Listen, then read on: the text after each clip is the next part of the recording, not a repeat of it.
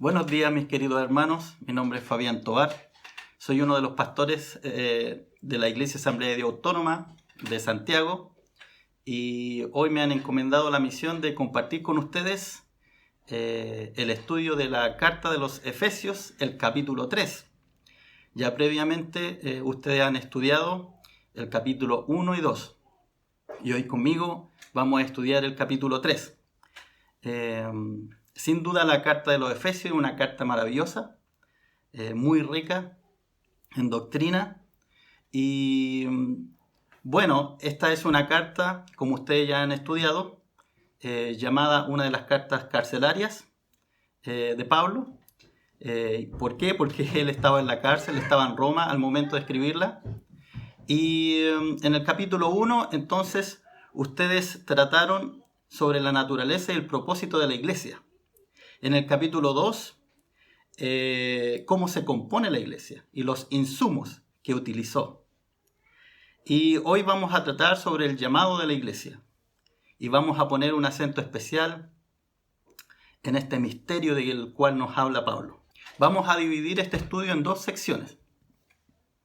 Primero vamos a estudiar del versículo 1 hasta el 13 y luego del 14 al 21. ¿Ya? Vamos a dividir así en dos secciones. Hoy vamos a tener la primera sección y luego la próxima semana, Dios mediante, vamos a continuar con la otra sección de este hermoso capítulo. Es mi deseo, es mi oración, que el Señor sea exaltado y sea glorificado a través de este estudio bíblico y también que nosotros podamos ser bendecidos, edificados. Que nuestro amor por Cristo pueda crecer aún más.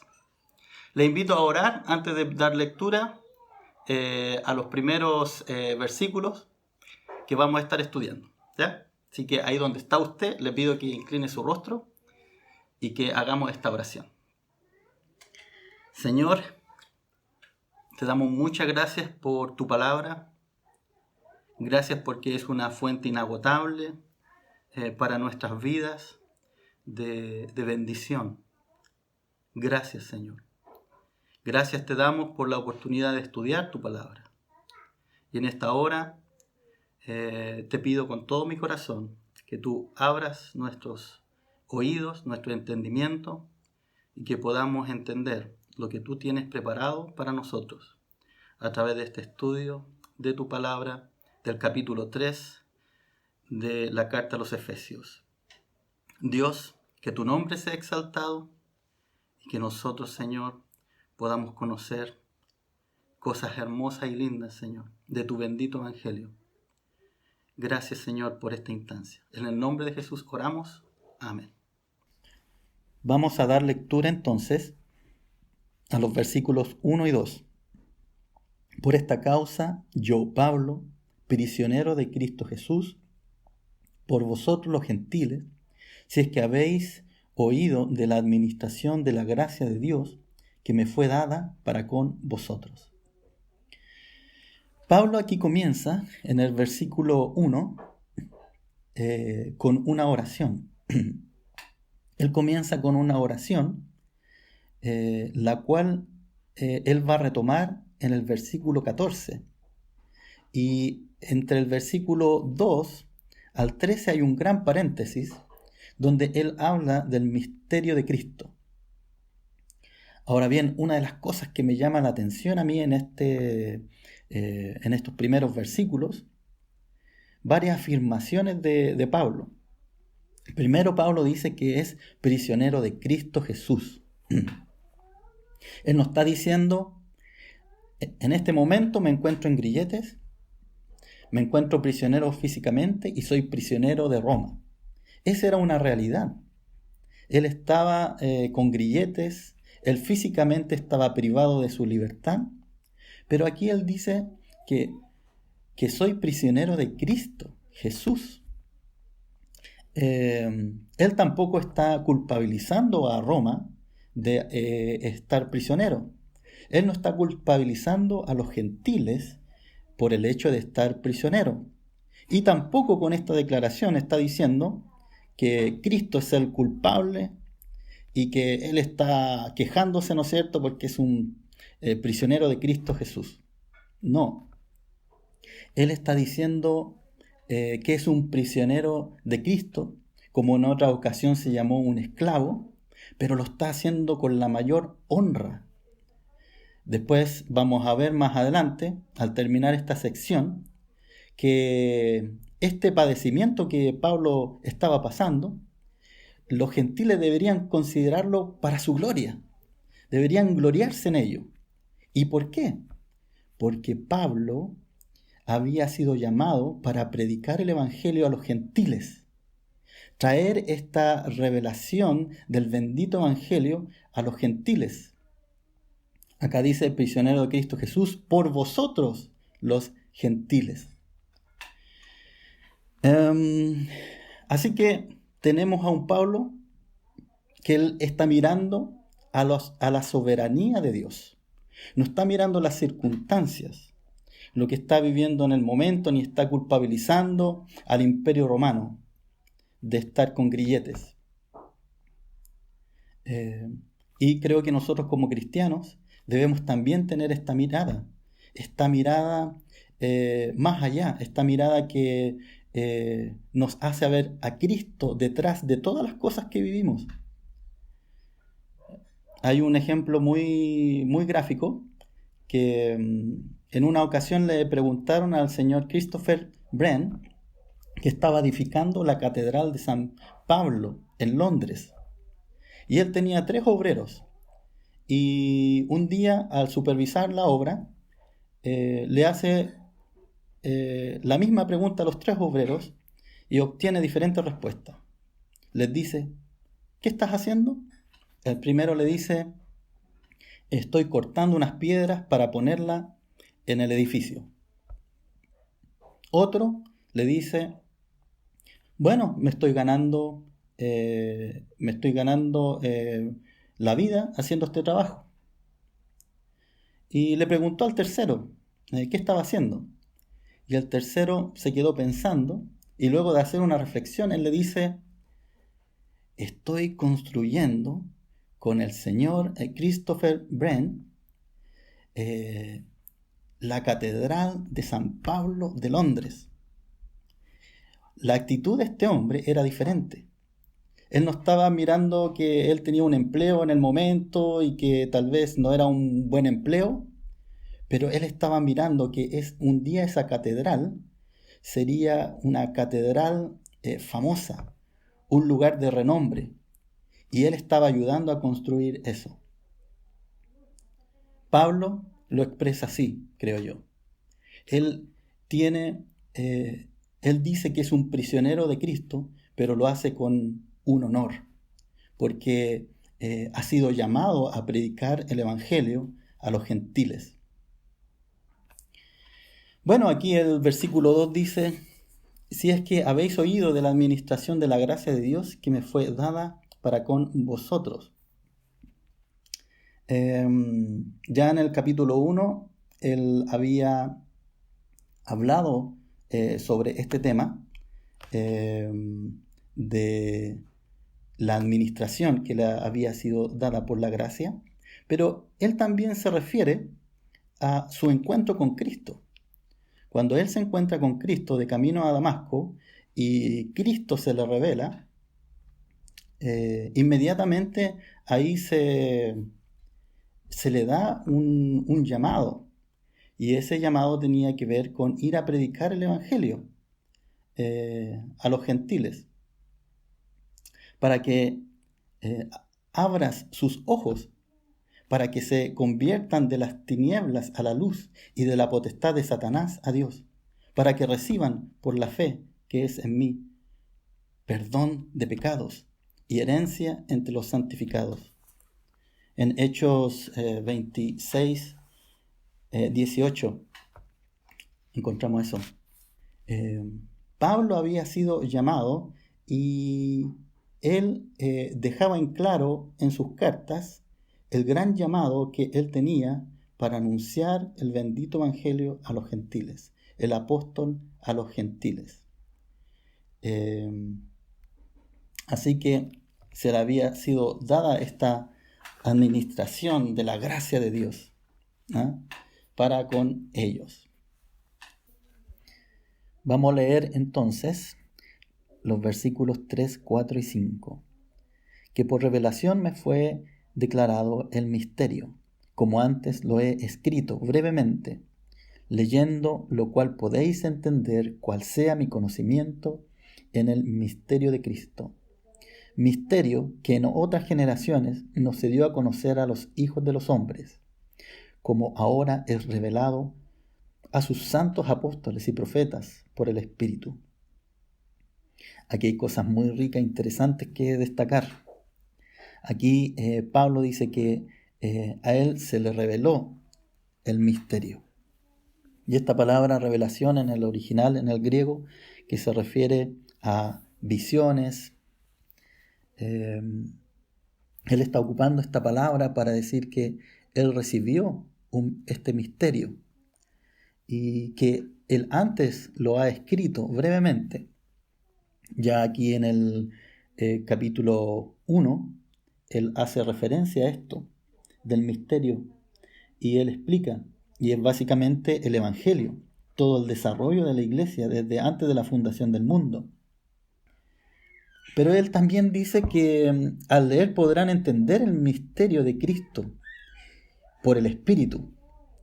Ellos lo podrían entender también al leer, y lo podrían entender por el Espíritu Santo. ¿Cómo sabemos esto? Porque Pablo nos dice que este misterio les fue revelado a los santos apóstoles y profetas por el Espíritu. Y así que nosotros al leer la Escritura, o los receptores de esta carta, al leer lo que Pablo estaba escribiendo, ellos también podían recibir esta luz para entender este misterio. Es interesante aquí también que Pablo no se adjudica para sí solamente este misterio, sino que él dice que le fue revelado a sus santos apóstoles y profetas.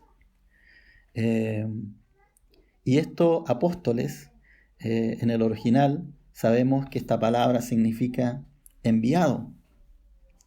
Y le fue dado esta revelación a los apóstoles de Cristo, los cuales habían sido enviados. Y él era un apóstol también, que había tenido un encuentro con Jesucristo y había sido enviado a los gentiles para revelar el misterio.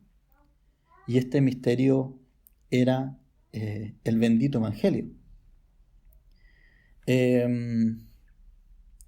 Ahora, este misterio no había sido revelado en otras generaciones. No había sido revelado en el antiguo pacto, en el antiguo testamento. Pero Dios había mantenido este secreto, este misterio para el nuevo pacto, que compartiría con las naciones, con los gentiles, a través de sus apóstoles. Apóstoles que fueron inspirados por el Espíritu, ¿no es cierto?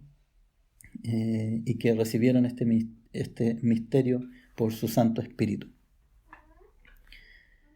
La palabra misterio en el Nuevo Testamento aparece 27 veces. Y él, cuando se refiere a un misterio, no está refiriéndose a una película de terror, ¿no es cierto? Estos misterios que muchas veces uno encuentra en una película de terror, sino que era un misterio, pero era algo maravilloso, algo glorioso que se estaba descubriendo, y era que Dios había preparado desde antes de la fundación del mundo a un pueblo para sí, que era su iglesia, y la estaba reuniendo en la persona de Jesucristo. Y estos apóstoles estaban recibiendo este gran misterio y lo estaban dando a conocer.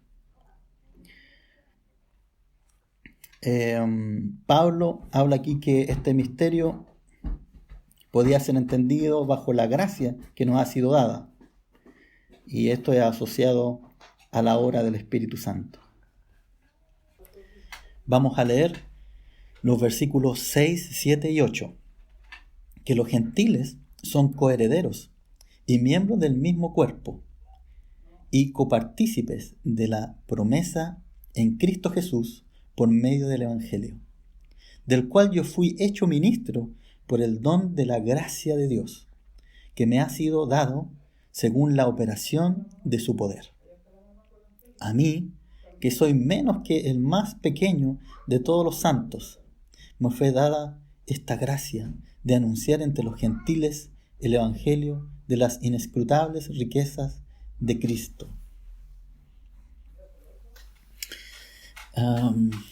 Es maravilloso aquí este pasaje, y aquí Pablo nos revela entonces y nos dice cuál es el misterio.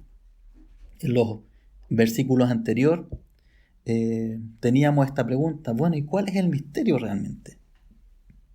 Sí, es el Evangelio.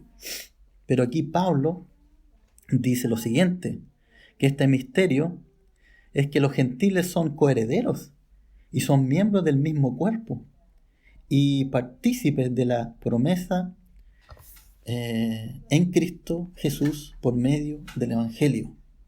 O sea, en otras palabras, lo que él está diciendo es que ya no hay judío ni griego, no hay esclavo ni libre, no hay varón ni mujer, porque todos nosotros somos uno en Cristo Jesús.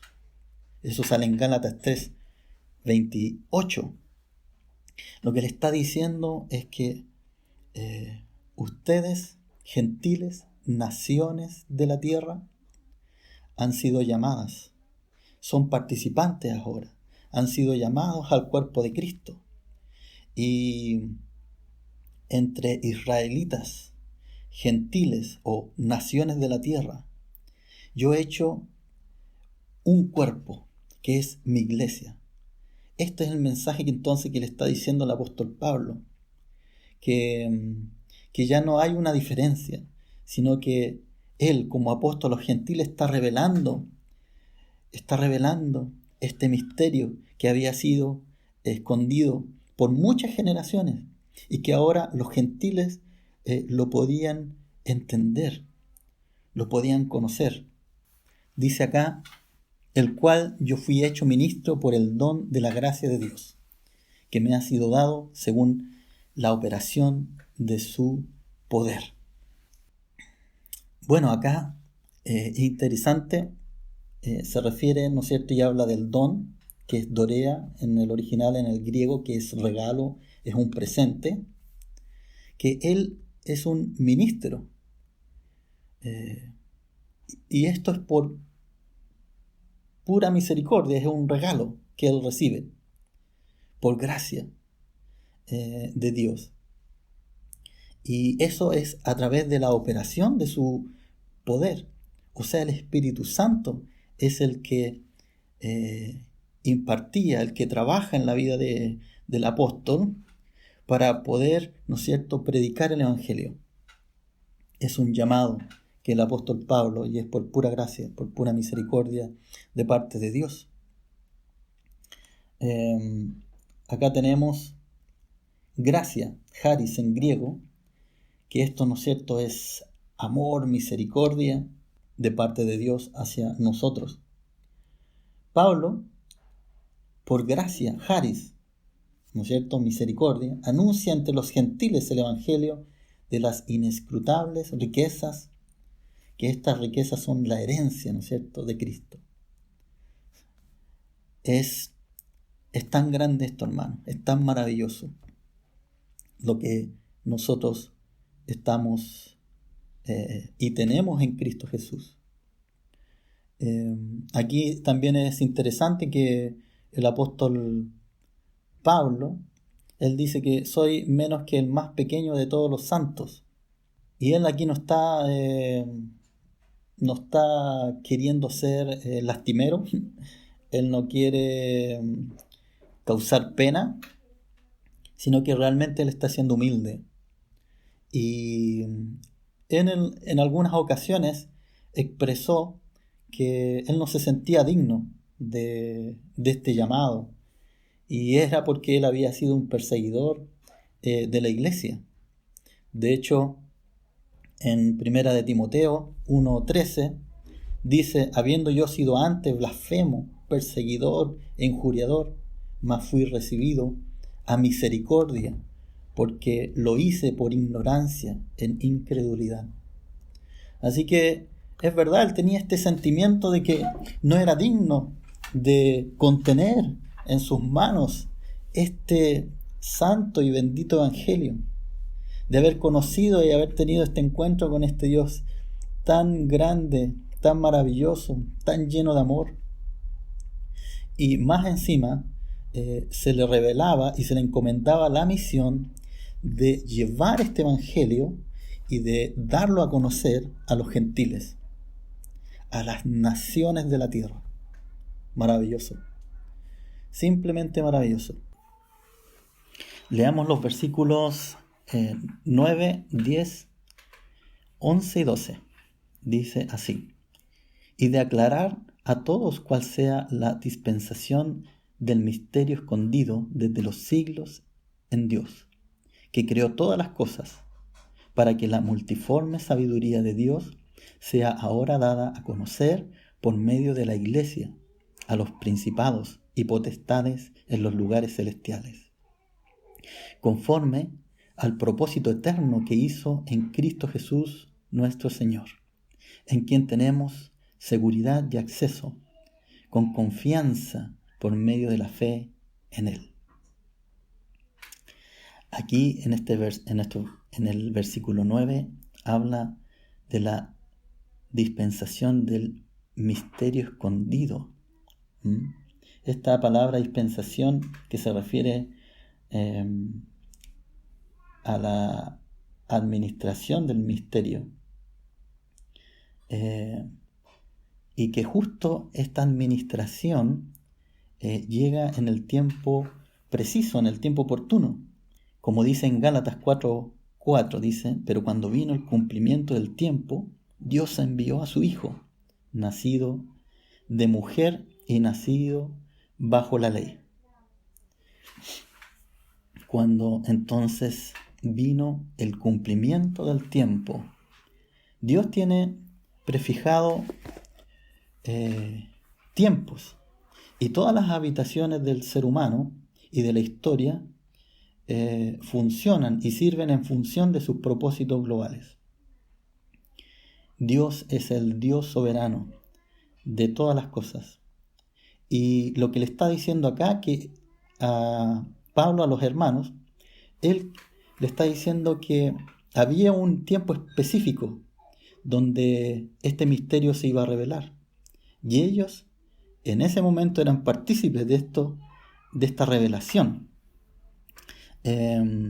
Dice el 10: para que la multiforme sabiduría de Dios sea ahora dada a conocer por medio de la Iglesia a los principados y potestades en los lugares celestiales. La multiforme sabiduría de Dios. Esta multiforme sabiduría de Dios tiene que ser dada a conocer. Y la vocación de la Iglesia es la predicación del Evangelio.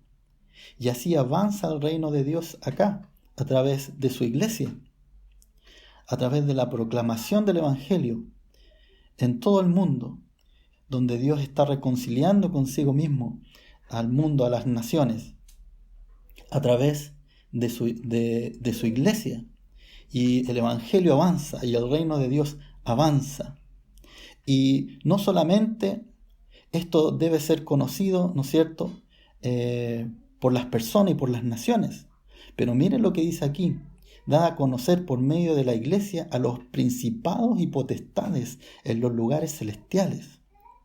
Cuando nosotros predicamos el Evangelio, cuando nosotros proclamamos las buenas noticias, sí hay una gran lucha, una guerra espiritual. De hecho, Pablo va a hablar más tarde de esto en esta misma carta, que no tenemos lucha contra sangre ni carne, sino contra potestades, ¿no es cierto?, en los lugares celestiales. Así que estos principados y estas potestades de maldad en los lugares celestiales deben conocer también esto. Dios ha exaltado a su Hijo y lo ha puesto en alto, y nos ha dado este bendito Evangelio, a través del cual Él está reconciliando al mundo consigo, y el reino de Dios avanza bajo sus propósitos globales hasta el fin de los tiempos. Ahora bien, dice acá que conforme al propósito eterno, aquí había un propósito eterno. Dios no es un Dios que está improvisando. Esto estaba fríamente calculado por nuestro Dios. Y esto lo hizo a través de su Hijo Jesucristo. Dice aquí, terminando, en quien tenemos seguridad y acceso con confianza por medio de la fe en Él. En quien tenemos seguridad y acceso. ¡Wow! Esta seguridad y este acceso que tenemos a través de Cristo. Y esta confianza por medio de la fe en Él. Todo esto es por fe, hermano. Todo esto es por fe. Hemos sido reconciliados con nuestro Padre. Y podemos tener entonces seguridad. Podemos acceder a través de Jesucristo. Podemos tener confianza por medio de la fe en Él. Ya estamos terminando nuestro estudio. Estamos en el capítulo 13. Dice, por lo cual pido que no desmayéis a causa de mis tribulaciones por vosotros, las cuales son vuestra gloria. ¿Se acuerdan en el versículo 1, cuando él dice que es prisionero de Cristo por vosotros los gentiles? Y yo les decía que esto no lo hacía dando lástima, no lo hacía culpabilizando al Imperio Romano, a las personas, a los gentiles. Más bien lo hacía con un gran honor. ¿Y por qué? Y aquí lo tenemos. Es porque esta tribulación sería de gran bendición para los gentiles, para nosotros. Sería nuestra gloria. ¿Y saben por qué sería nuestra gloria? Es porque a través de que Pablo hizo la voluntad de Dios, que a través de que Pablo llevó el Evangelio a otras fronteras, a otros lugares, a los gentiles, y que él estaba preso, es que nosotros hoy día podemos gozar del bendito Evangelio. Que todo esto redundó, su padecimiento redundó en nuestra bendición, redundó en que nosotros tenemos salvación, tenemos vida eterna, que podemos conocer al Dios de la gloria, al Dios que nos ama, al Dios que entregó a su Hijo Jesucristo por nosotros. Gracias al testimonio de Pablo. Gracias a aquellos también que siguen predicando el Evangelio a las naciones, que siguen llevando a los gentiles, a las naciones de la tierra, el bendito Evangelio. Gracias, porque a través del martirio, a través del sufrimiento, a través de la persecución, el Evangelio y el reino de Dios sigue avanzando aquí en la tierra. Y las naciones conocen que Jesucristo es el Señor. Y las potestades del maligno reconocen que Dios tiene una iglesia con poder y que avanza para su gloria. Dios les bendiga, hermanos. Espero que este estudio haya sido de bendición. Y nos estamos encontrando entonces la próxima semana, Dios mediante, para la otra parte, ¿no es cierto?, de este capítulo 3 que nos queda. Dios les bendiga.